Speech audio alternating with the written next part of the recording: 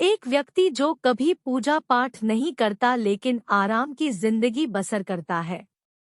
वहीं दूसरा व्यक्ति सच्चे मन से भगवान की पूजा करता है लेकिन बहुत कष्ट और दुख उठाता है। ऐसा क्यों? आप जितना सत्संग करने लगोगे उतने ही दुख आएंगे, उमड़ उमड़ कर आएंगे। बड़े बड़े दुख एक साथ टूट पड़ेंगे तुम पर। जीवन से जैसे सुख तो गायब ही हो जाएगा। तुम जितना गीता पर या सत्संग करोगे उतने ही जबरदस्त दुख आएंगे। क्या तुम्हें नहीं पता कि जिस गति से तुम सत्य को खोजते हो उससे तेज गति से सत्य तुम्हें खोज रहा है। जितने तुम उत्सुक हो उससे कई ज्यादा वो प्रतीक्षा में बैठा है। यदि तुम एक कदम सत्य की तरफ बढ़ाते हो तो सत्य लाखों कदम तुम्हारे लिए आगे बढ़ता है। इसीलिए जब तुम भजन करते हो तो सत्य तुम्हें अपने पास लाने के लिए मायाजाल बिछाता है। एक होती है प्रकृति और एक है परमात्मा। जब तुम सत्य की तरफ दौड़ पड़ते हो तो प्रकृति बीच में आ जाती है। विधि का विधान बीच में आ जाता है।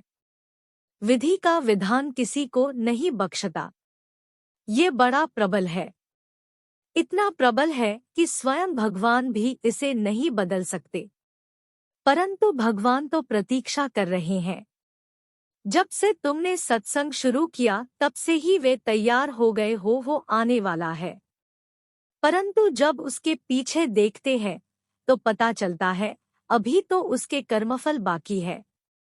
जो उसने किसी को चोट दी वो वापस लेनी ही पड़ेगी।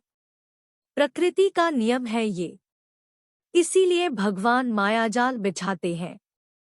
वे उसे बड़ा सटीक बिछाते हैं जिससे तुम प्रकृति से जल्दी ही मुक्त हो जाओ।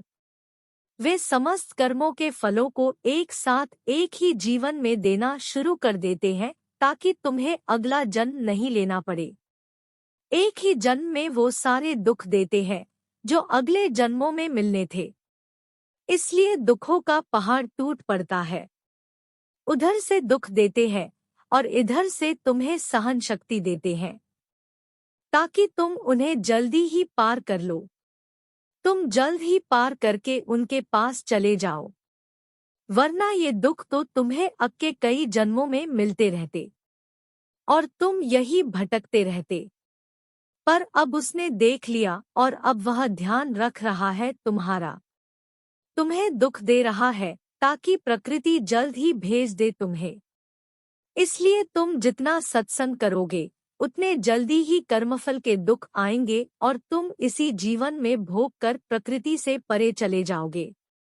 सन 2005 के लगभग की बात है। एक स्वामी जी थे। बड़े गजब थे। एक दिन उनको किसी छोटे से कीड़े ने गले में बड़ी दिक्कत कर दी। उनके भक्तों ने अमेरिका से इलाज करवाने की सलाह दी। वे नहीं माने।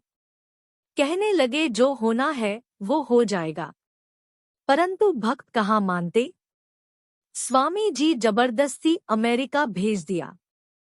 उन्होंने बहुत मना किया पर भक्त एक ना माने। ऑपरेशन शुरू हुआ। कई प्रयास के बाद डॉक्टर ने वह कीड़ा निकाल दिया।